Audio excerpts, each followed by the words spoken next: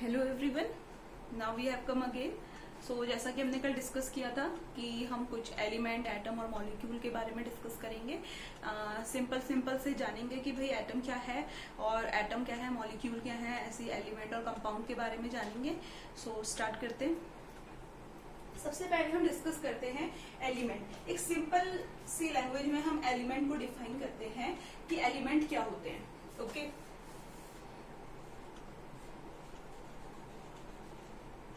तो ये जो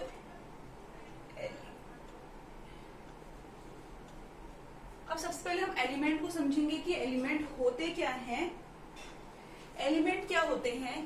can not split into two or more. Okay, element क्या होते हैं? Can not split into two or more. Element वो हैं जिनको आप दो या दो से अधिक यूनिट में, छोटे पार्ट्स में ब्रेक नहीं कर सकते। ठीक है, तो एलिमेंट है can not split into two or more. For example अगर आप लो like hydrogen, oxygen, nitrogen, calcium और magnesium, they all are element. In general अगर हम कहें, जो पीरियोडिक टेबल है, मैनलीफ की जो पीरियोडिक टेबल है, जिसे मॉडर्न पीरियोडिक टेबल कहते हैं, बट जो उनका जिसने डिस्कस करी वो तो मोजले थे, लेकिन जो आइडिया था पीरियोडिक टेबल को क्रिएट करने का वो मैनलीफ को जाता है, उसका श्रेय। ठीक है, तो उस पीरियोडिक टेबल में जितने टोटल 118 एलिमेंट हैं और उन्हें ब्लॉक में डिवाइड किया है, like S block, P block, D block and F block, और फिर नोबल गैसेस, पी ब्लॉक में ही नोबल गैसेस भी हैं, आपकी हेलोजेंस भी हैं। तो इस तरह से जो उनका डिवीजन किया है, तो वो टोटल 118 जो है वो सारे ही क्या है, आपके एलिमेंट है। उनको और छोटी ब्रेक नहीं किया जा सकता। तो एलिमेंट सिंपली हम समझे कि क्या है, can not split into two or मोर। दो या दो से अधिक में आप उन्हें ब्रेक नहीं कर सकते। Now we discuss atom.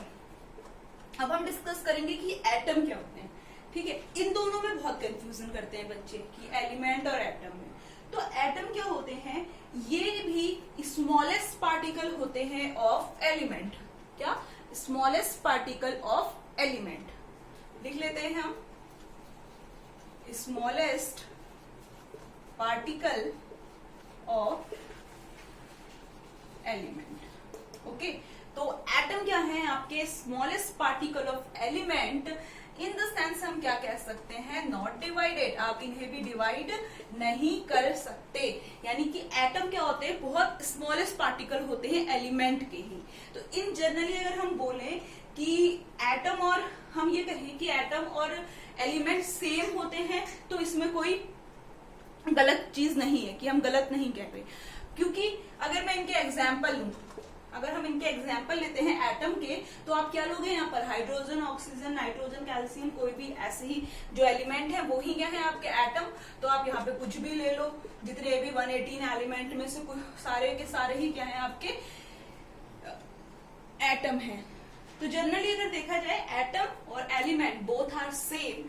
Element can not split in two or more. आप उसे दो या दो से अधिक में स्प्लिट ब्रेक नहीं कर सकते, क्योंकि वो सबसे स्मॉलेस्ट यूनिट होती है। सेम अगर एटम की बात करें, तो एटम भी क्या होते हैं? स्मॉलेस्ट पार्टिकल होते हैं एलिमेंट के। फॉर एग्जाम्पल आपके सामने है hydrogen, sodium and chlorine. In generally हम कह सकते हैं कि नॉट डिवाइडेड। आप एटम को भी डिवाइड नहीं कर सकते। Now we discuss about molecule. अब अगर हम डिस्कस करें कि मॉलिक्यूल क्या होते हैं, तो हम मॉलिक्यूल को कह सकते हैं कि क्या है? Combined form of atom. ये क्या होते हैं? एटम की ही कंबाइंड फॉर्म होते हैं। कंबाइंड फॉर्म ऑफ एटम एक दूसरे को कोरिलेट कर रहे हैं, तो इसे बहुत ध्यान से सुनिएगा। मॉलिक्यूल क्या होते हैं? Combined form of atom. Atom की कंबाइंड फॉर्म होती है। अब देखो एग्जाम्पल ले लो। आपको पता है एटम क्या है? आपका हाइड्रोजन है, ले लिया हमने हाइड्रोजन। सेम हम क्या करें? एक और हाइड्रोजन की रिएक्शन कराएं। तो जब आप दो हाइड्रोजन को रिएक्ट करवाओगे, तो आपको क्या मिलेगा? 1 + 1, यानी कि दो हाइड्रोजन मिल रहे हैं आपको। तो आप क्या लिख सकते हो इसे? H2, and here this H2 is molecule. ये H2 ही क्या है आपका मॉलिक्यूल है, इसीलिए उसकी डेफिनेशन क्या है इन शॉर्ट। अगर रटने को तो बुक में कितना एक्सप्लेन किया होगा, हम शॉर्ट शॉर्ट लेके चल रहे हैं कि बस एक ही बार में हमारे दिमाग में घुस जाए कि क्या एलिमेंट है, क्या एटम है, क्या मॉलिक्यूल है। ठीक है, तो मॉलिक्यूल क्या हुए, कंबाइंड फॉर्म ऑफ एटम। जो एटम की कंबाइंड फॉर्म होते हैं वो मॉलिक्यूल होते हैं। For example hydrogen is atom and here this hydrogen is also atom. When both hydrogen combine then it form H2 and this is H and here H2 is molecule। ये H2 ही क्या है आपका molecule होता है। अब और भी example ले सकते हो, कोई भी ऑक्सीजन को रिएक्ट करवाओगे तो O2 बन जाएगा, नाइट्रोजन को N2, ऐसे ही कोई भी दो एटम कंबाइंड होकर के क्या बनाते हैं, आपके मॉलिक्यूल बनाते हैं। नाउ मॉलिक्यूल को अगर हम देखें तो मॉलिक्यूल मेनली 2 टाइप्स के होते हैं। फर्स्ट इज होमो, और होमो एटॉमिक पूरा नाम होता है इनका होमो एटॉमिक। ठीक है, एंड नेक्स्ट होता है आपका हेट्रो एटॉमिक। तो आई थिंक नाम से तो सबको क्लियर हो रहा होगा। होमो हम हर बार डिस्कस कर चुके हैं। होमो मीन्स क्या होते हैं, सेम, आइडेंटिकल। अगर बायोलॉजी में देखें तो जो ह्यूमन बींग्स का नेम, साइंटिफिक नेम है क्या है, होमो सैम्पियंस। इट मीन्स क्या है, होमो।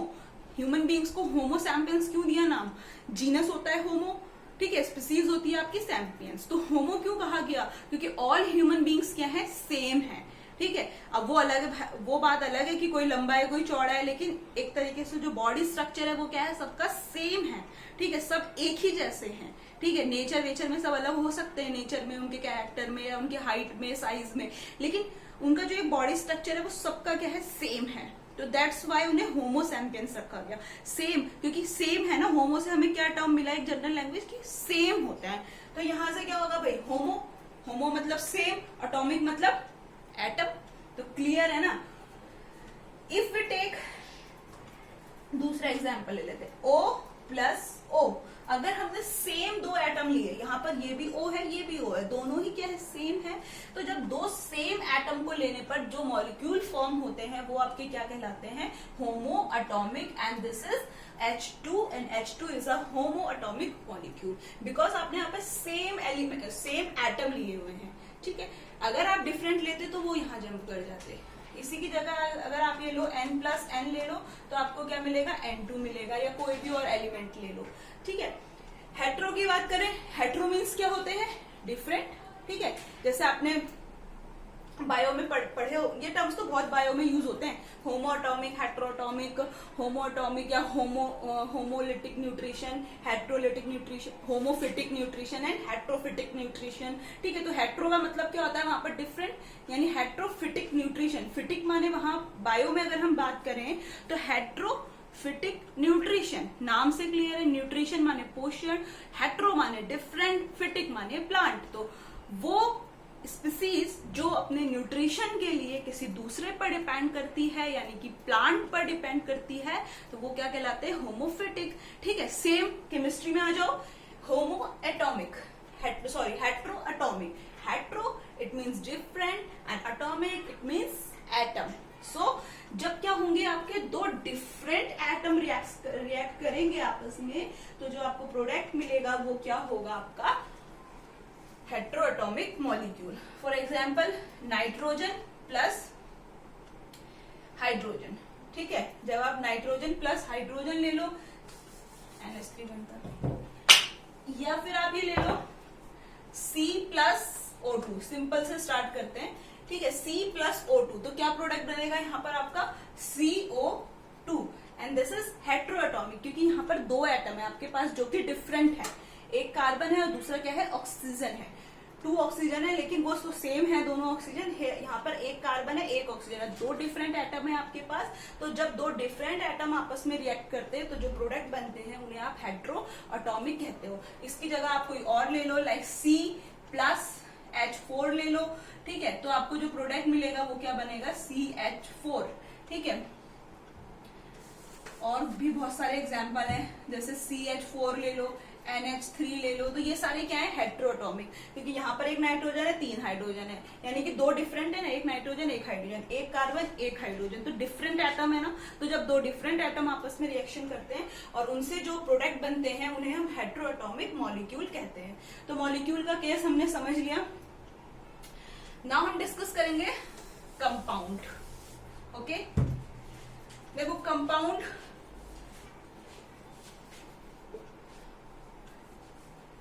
अगर आप ये वीडियो देख रहे हैं, आपको समझ में आ रहे हैं कॉन्सेप्ट, तो प्लीज आप अपना जो रिस्पांस है वो कमेंट सेक्शन में बताइए कि आपको समझ आया या नहीं आया, या कोई डाउट है या कोई आपकी क्वेरीज हो तो वो वहां मेंशन करिए।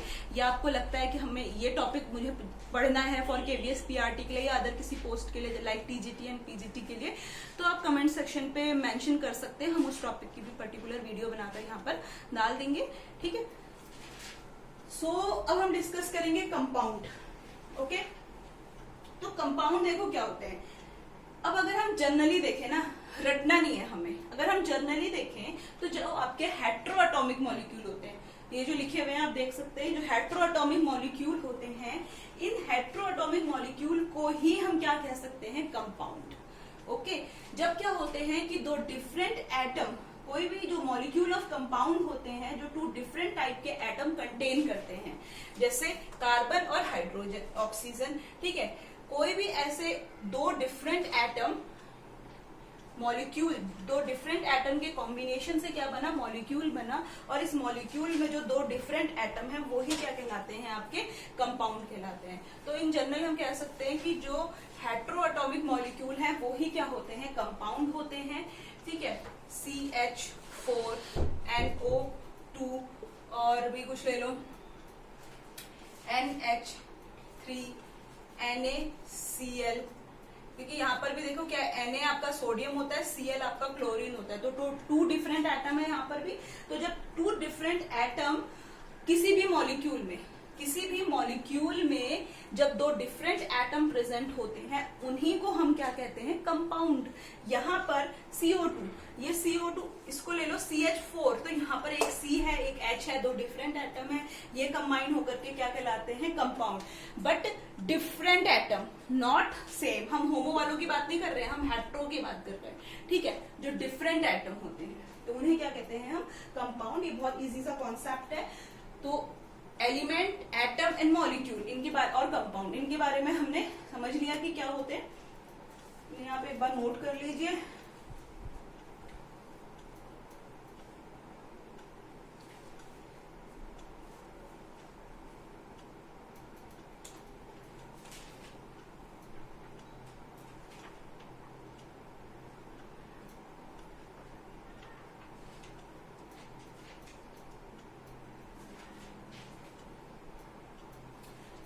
Now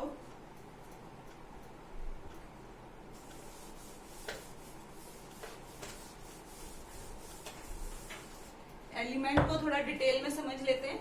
एलिमेंट हमने कह दिया कि एलिमेंट क्या होते हैं कि कैन नॉट स्प्लिट इनटू 2 और मोर।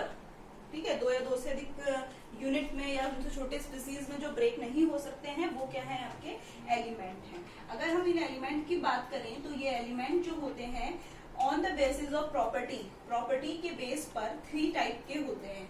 ठीक है, जो आपके ये एलिमेंट हैं, इन प्रॉपर्टीज के बेस पर इन्हें 3 पार्ट में डिवाइड किया। तो फर्स्ट है आपके मेटल, सेकंड है नॉन मेटल, थर्ड है मेटलॉइड्स। ठीक है, metalloids, metal, non metal and metalloids. अब अगर हम इनकी बात करें मेटल की, तो मेटल जो होते हैं मॉलेबल होते हैं, डक्टाइल होते हैं एंड कंडक्ट इलेक्ट्रिसिटी। ये जो होते हैं आपके मेटल, सुन भी लीजिए, जैसे मैं अगर बोल रही हूँ यहाँ पर कुछ नहीं लिख रही हूँ तो आप उसे सुन के भी एक कॉपी पेन लेके नोट डाउन कर सकते हैं उसी टाइम पर। ठीक है, तो जो मेटल होती हैं वो आपकी मॉलेबल होती हैं, डक्टाइल होती हैं और कंडक्ट इलेक्ट्रिसिटी को कंडक्ट करती हैं। कौन? मेटल्स। और this is the first properties of element. ये एलिमेंट की फर्स्ट प्रॉपर्टी है जो मॉलेबल, ठीक है, ductile and conduct electricity. It means क्या होगा कि इसमें इलेक्ट्रिसिटी कंडक्ट होती है बिकॉज मेटल्स जो होंगे उनमें क्या होंगे, आयंस प्रेजेंट होंगे। ठीक है, दैट्स वाई वो इलेक्ट्रिसिटी को कंडक्ट करते हैं। और डक्टाइल की हम बात करें तो डक्टाइल डक्टाइल इट मीन्स क्या होता है कि वो डक्टाइल मीन्स होते हैं कि इन्हें खींच करके मतलब इसका जो एग्जैक्ट मीनिंग है वो है कि इतने डक्टाइल होते हैं कि इन्हें खींच करके आप क्या कर सकते हो, इनके पतले जो तार बनाए जा सकते हैं। अगर हम हिंदी में बात करें तो डक्टाइल मीन्स होता है तन्य या तन्यता गुण, तन्यता का गुण कहा जाता है इसे। तो ये डक्टाइल होते हैं।